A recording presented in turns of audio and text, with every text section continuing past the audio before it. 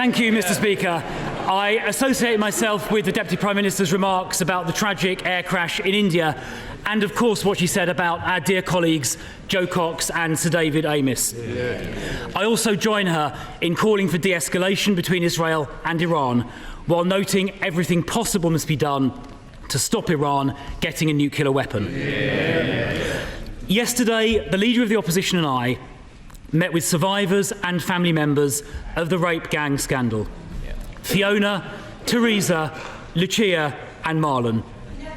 They told us how authorities deliberately covered up the systematic rape of young girls and some boys by gangs of predominantly Pakistani heritage men. They covered it up because they cared more about so-called community relations than about protecting vulnerable girls. That is disgusting. The survivors told us they will only have confidence in an inquiry if it is independently led, has full statutory powers, covers all 50 towns affected, including Bradford, if those who covered this up are prosecuted, if foreign perpetrators are all deported, if survivors are closely involved, and if it is set up before the summer recess. Can the Deputy Prime Minister give the survivors and their families those assurances? Deputy Prime Minister. Well, Mr. Speaker, first of all, can I thank him for his tone and putting the survivors and victims at the heart of his question here today. I think it's absolutely right that we all look at what's happened over the last couple of decades, the countless reports that we've had, and we look to implement that. He's absolutely right to also talk about the confidence people must have in that independent inquiry. And the member, my friend, the Shadow Home Secretary, spoke about that earlier this week in regards to Baroness Casey's report. So we will take that forward at speed, Mr. Speaker. It will be independent, it will have statutory powers, and we will implement the J report, which was he will have known about as the Shadow Minister in charge. The Minister in charge at the time, and we'll get on with taking the action. I hope members of his party will take his tone in making sure the whole House put the victims first and we all work together to get to the bottom of it. Well, I thank the Deputy Prime Minister for her answer. It is vital that scandals like this are never again covered up because of the racial background of perpetrators. And Baroness Casey's report said people who downplay the ethnic dimension are letting victims down, to use her words.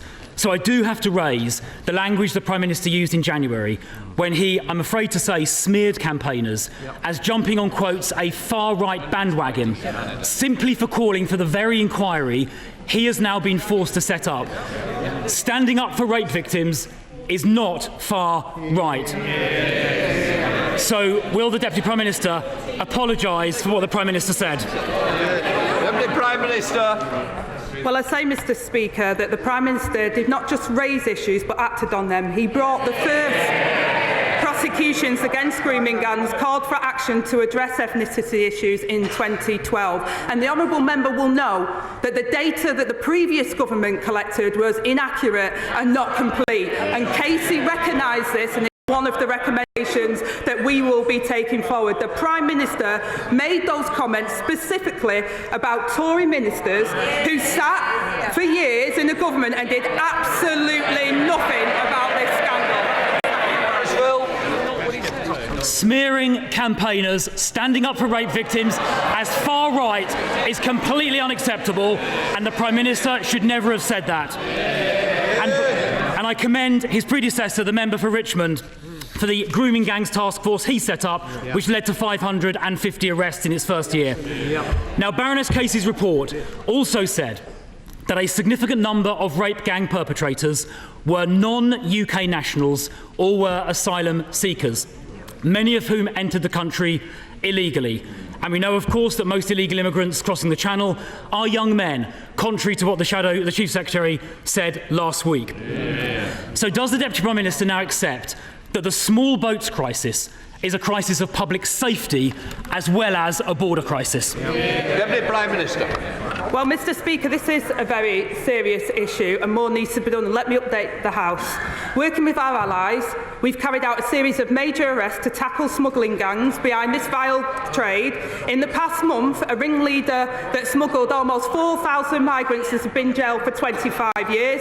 We could go further thanks to the law enforcement agreements we struck with Germany, Italy, Serbia and the Balkan states. In stark contrast to the honourable gentleman, he was the man at the heart of the Home Office when immigration soared. We lost control of our borders and spent £700 million of taxpayers' money on persuading just 4 volunteers to be removed from Rwanda. I take no lectures. If she wants to find out who's lost control of our borders, I suggest she looks to her immediate right.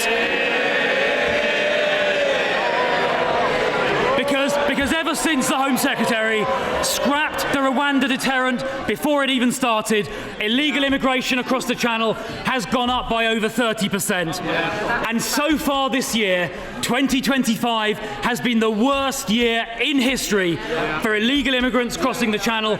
That is on her watch. That is down to her government. The Prime Minister is now planning crisis talks with President Macron, finally admitting, in his own words, that the situation is deteriorating.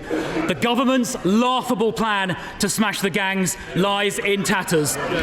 So will she now at last accept we need a removals deterrent so every single illegal immigrant arriving on these shores is immediately removed? Will she commit to that, yes or no? Well, Mr Speaker, if they want to argue that 40,000 arrivals since July 24 are down to the scrapping of the Rwanda scheme, they need to explain why there were more than 43,000 arrivals in the same period starting in July 22 when the Rwanda agreement was in place. It's absolute rubbish, Mr Speaker. They lost control of our borders. We're getting control of our borders. He needs to apologise. I don't see how she has the brass neck to claim she's got it under control.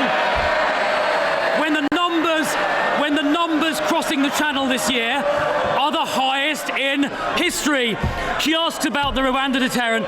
I'll repeat, she obviously wasn't listening to what I said earlier. The Rwanda scheme never started. And indeed, illegal immigrants in Calais said they were... Order! Order! Just do it. I want to see a question, and I'm sure our constituents want to hear the question and the answer. Thank you, Mr Speaker. The Rwanda scheme never started. Illegal immigrants in Calais were saying before the election how much they wanted the Prime Minister to get elected because he would help them get here. When Australia started a similar scheme about 10 years ago, it worked within a few months. Now, Mr Speaker, as a consequence of the government losing control, they are now accommodating growing numbers of illegal immigrants, many of whom cross the Channel, in asylum, hotels and flats.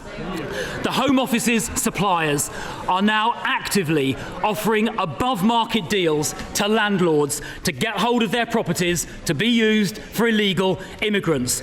In the meantime, hard-pressed young people here are unable to rent or buy. So why is this government prioritising housing for illegal immigrants above housing for our young people?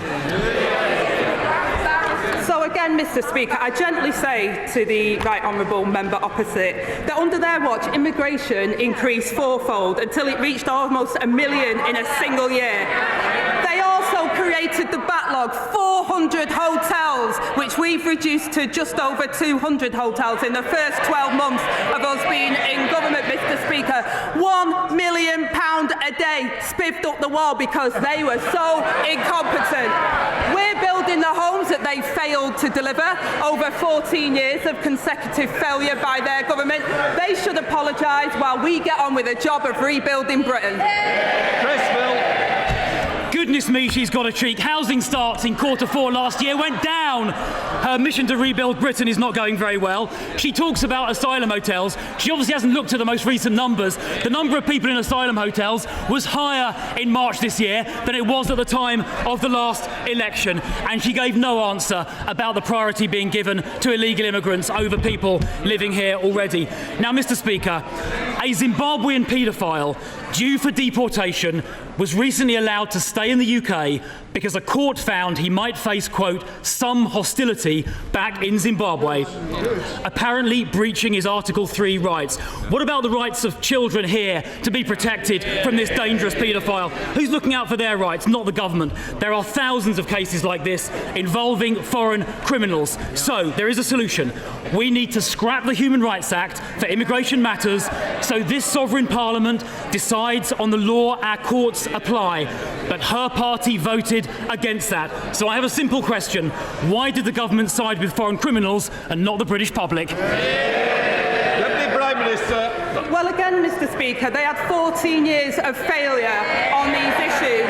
We've also included 4,500 foreign national offenders that have been deported since we came into office, Mr. Speaker, more than they did in the same period. I take no lectures from the Johnny-come-lately who couldn't do anything when he was in office.